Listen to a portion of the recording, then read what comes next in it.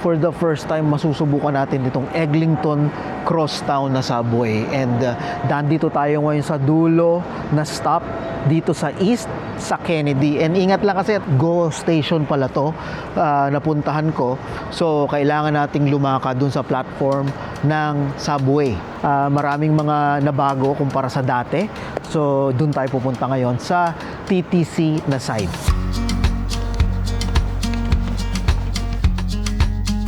Mga ilang minute na lakad lang, konektado, nandito na tayo sa entrance ng sa subway ng sa TTC side netong Crosstown. Halos lahat ngayon naman dito na magbabayad. Download nyo yung Presto para meron kayong in and out, or straight sa Apple Pay, yung credit card diretso na. At saka meron din dito mga kiosk para kung hindi kayo pamilyar sa ganun o komportable, pwede ko kumuha ng ticket or pass dito sa mga kiosk.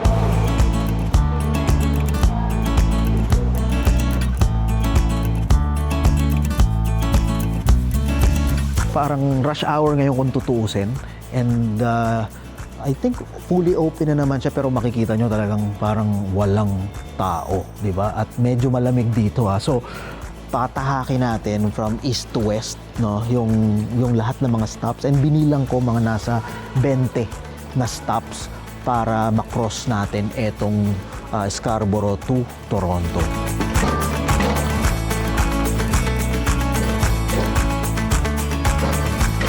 So $3.30 pala ang pamasahe one way.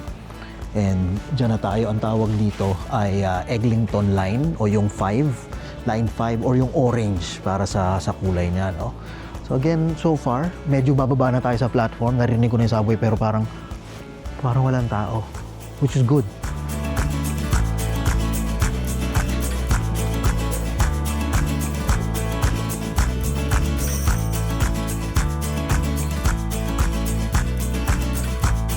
So eto na tayo sa platform, malawak, malamig pa rin, and of course bago, malinis, walang amoy.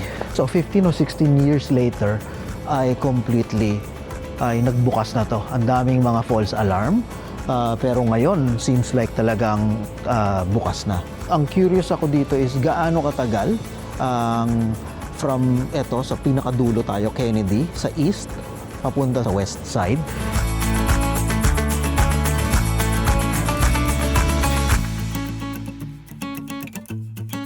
2 minutes padating na yung subway, and ayan, ala meron agad parang napraning doon. So na jinx, no? So anyway, etong Kennedy dito sa Scarborough, ito yung parang main hub dito, not just sa TTC, pero lalo na dati hanggang ngayon, pagdating sa commerce, sa mga business, nandito ang foundation, no? Lalo na yung mga Pilipino dito sa Scarborough, Kennedy ang marami talagang dito nag-thrive at dito nagsimula.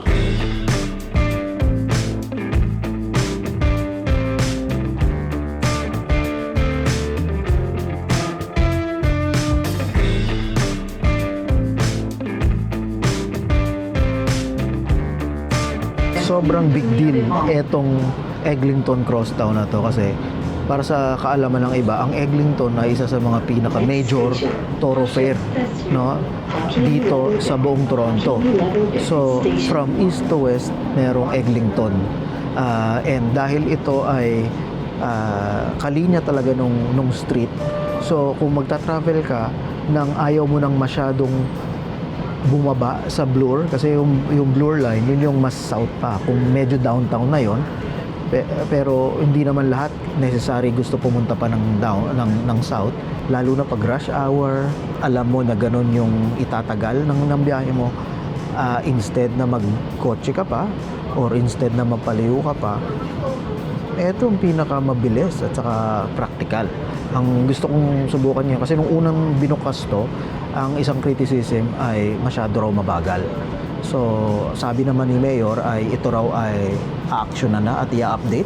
So ngayon parang feeling ko normal, like hindi ko naman ramdaman na mabagal yung takbo. So sobrang big deal etong line na to. So nasa ano talaga siya, heart ng city.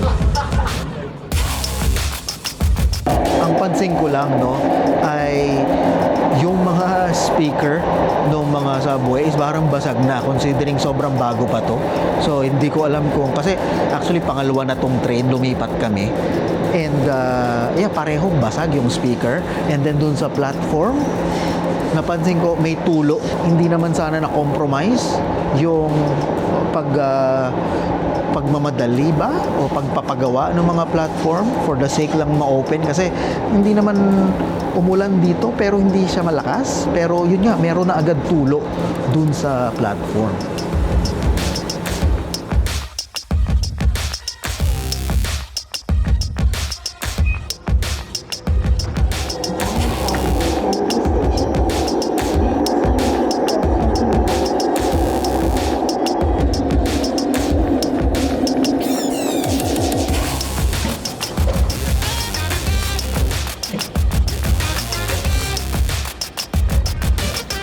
So, umi-stop by muna tayo dito sa Oakwood.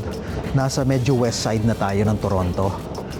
Kasi ito yung mga isa dito sa Eglinton na talagang na-disrupt.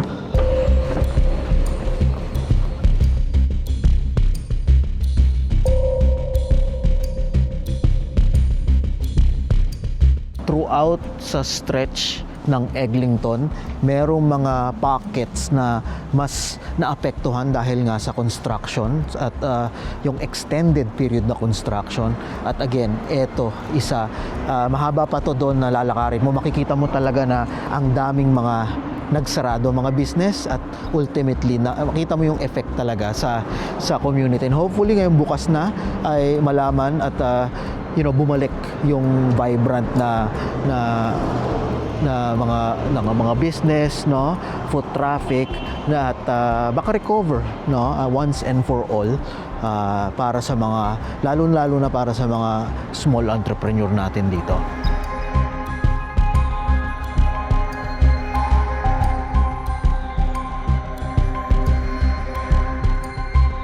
Quick heads up lang para sa mga public washrooms sa Line 5. Super helpful kung mahaba-haba yung biyahe mo. May public washroom sa mga key stations na to: Mount Dennis, Cedarvale, Eglinton, at Kennedy. Sa ibang stops, wala pa talaga, so plan ahead kung kailangan mo. Nice touch ng TTC na nilagyan nila sa mga busy spots. Papatuloy na natin ngayon yung journey natin westbound para papunta sa Mount Dennis. And so, recap lang yung mga platform, malinis, malawak, relatively tahimik, pero siguro nga dahil sa medyo bago, pansin ko, parang lahat pare-pareho ng feel, kasi kinukumpara natin sa yung typical na TTC subway line natin na 'di ba merong mga convenience store at parang merong sariling identity bawat station, or alam mo agad. So ito again bago pa, pero hopefully ay mas magkaroon ng effort na gawing vibrant or unique yung mga iba't ibang platform.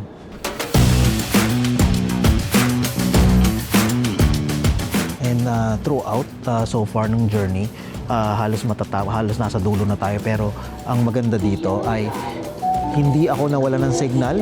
So good news yan, kasi kumpara sa ibang line, alam natin na pag dumadating sa certain area sa underground ay nawawala yung signal. So ito talagang throughout full signal. Ibig sabihin naman pwede tayo mas maging productive, pwedeng mas maaliw tayo, at most importantly, kung may emergency, pwede tayong makontak or tumawag.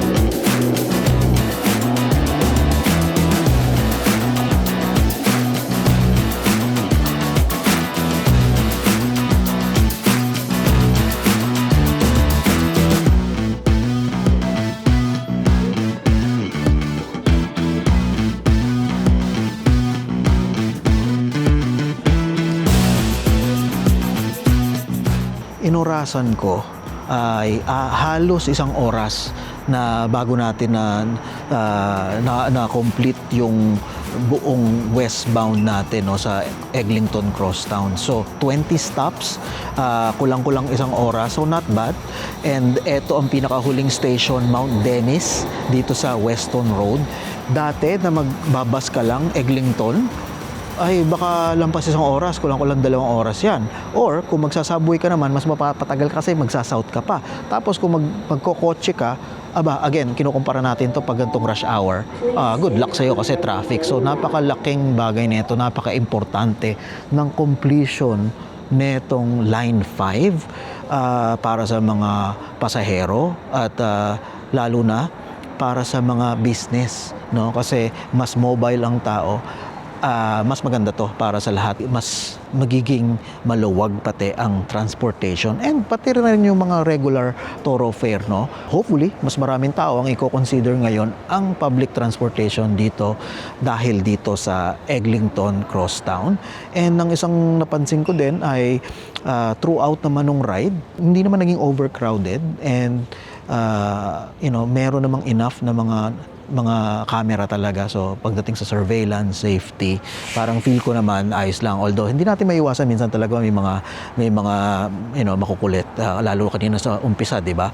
And then ang napansin ko rin ay meron siyang intercom na two-way. So kung meron kang kailangang tanungin o assistance, 'di ba? I think madaling makapag-communicate. Etong last station na to ay meron direct transfer point na gagamitin mo yung Union Express na pwede kang pumunta rekta sa airport, sa Pearson Airport. So napakalaking bagay niya na hindi ka na pa transfer kahit ano pang season, komportable at maski may maleta ka. So dati, 'di ba, kung unless mag-Uber ka o taxi, yung public transport papunta diretso mismo sa terminal ay medyo hassle, lalo na kung marami kang dala. So yan, napakalaking bagay.